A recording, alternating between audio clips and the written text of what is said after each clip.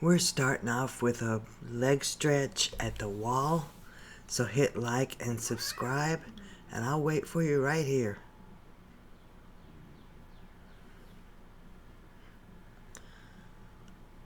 As we do this sequence, send the message to your feet to soften and spread out.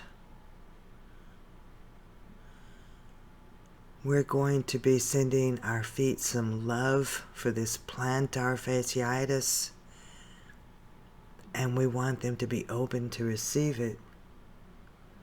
Switch sides whenever you're ready. I'm Carmen Cooper, by the way. You can find me at carmencooperyoga.com.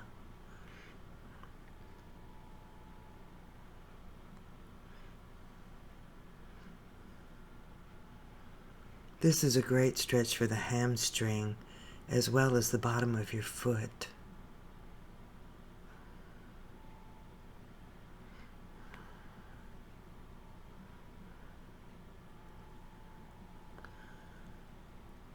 From there, grab a tennis ball or any kind of small ball like this. You can use a softer one if you like, or a harder one. And this is highly intuitive.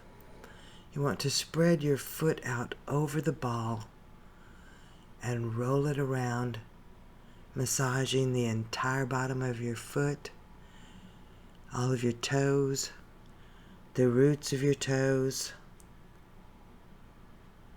If you find a spot that feels sensitive, keep the ball under that spot for a little bit longer.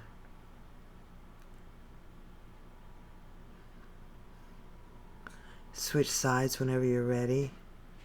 And just the same thing, very intuitively, slowly and gently massage the bottoms of your feet. You don't have to stay stooped over like I am.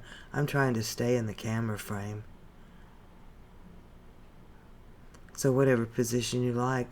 Theoretically, I guess you could even do this seated. I prefer to do it standing. But this feels really good.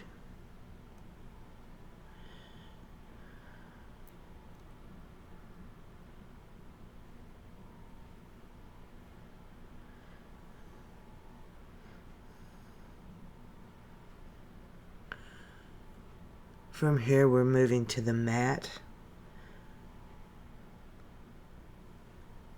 for a seated pose.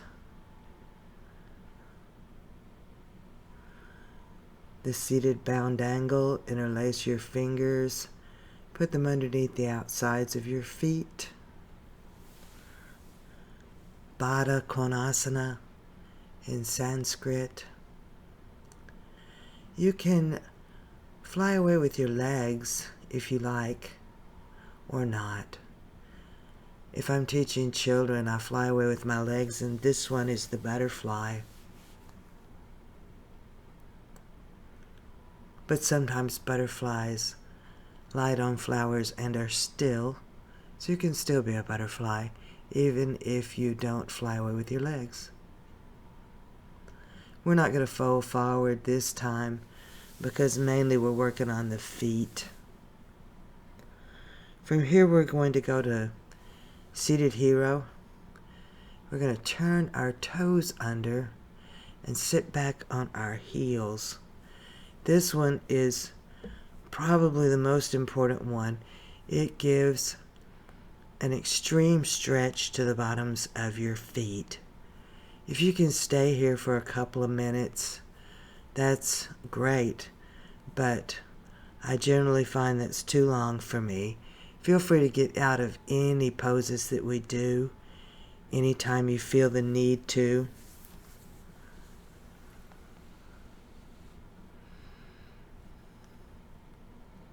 This thoroughly stretches the bottoms of both feet.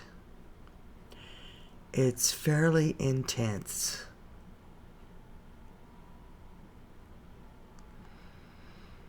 Once you've had enough of stretching the bottoms of your feet, Ease up and turn the tops of the feet against the floor and sit back down. This thoroughly stretches the tops of your feet, but this one's not as intense. In yoga, when we stretch the body extremely in one direction, we like to stretch it extremely in the opposite direction next. This is the Hakini Mudra. We might as well hold it while we're stretching the tops of our feet. It enhances memory and concentration. It increases intuition. It enhances your decision-making skills and your reasoning skills. It balances the two hemispheres of your brain, and it balances the sixth chakra, which is located in the center of your forehead. It also reduces stress, improves breathing, balances your blood pressure, and helps your heart and lung function. So this is an easy mudra, and the benefits are huge. From here, we're going to go to a simple squat or malasana. You can stay up if you like. I have a hard time balancing if I'm up high like this. But if that's where you like, or you can come down. I like to come down low. If you need to keep your hands on the floor in front of you for balance, that works. Or if you like, you can put your hands in prayer pose, lightly pressing your thumbs against your sternum and your elbows on the insides of your knees. This one gives a really good stretch to the bottoms of your feet as well as your low back.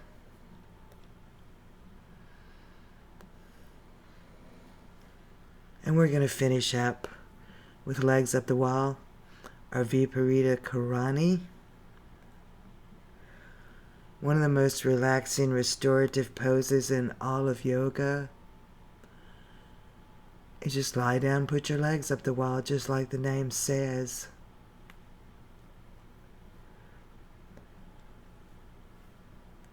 The reverse of the pull of gravity on your lower extremities, your feet and your legs, enhances your venous drainage back toward your heart.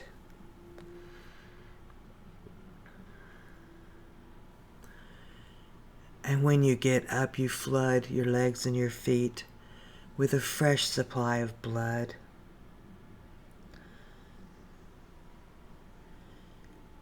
You can put a cushion under your hips if that makes you more comfortable.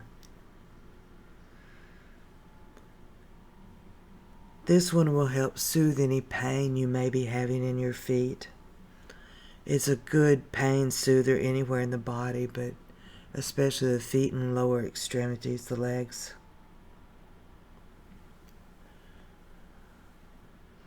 You can stay in this for up to 20 minutes if you like. But if your feet start tingling like they're going to sleep, that means your body has had enough of legs up the wall today. I'll show you at the end a couple of ways you can vary it if you want to stay longer. I'm going to put my hands over my shoulders and hug myself a little bit. Open up my arms and hug myself wider and a little more firmly.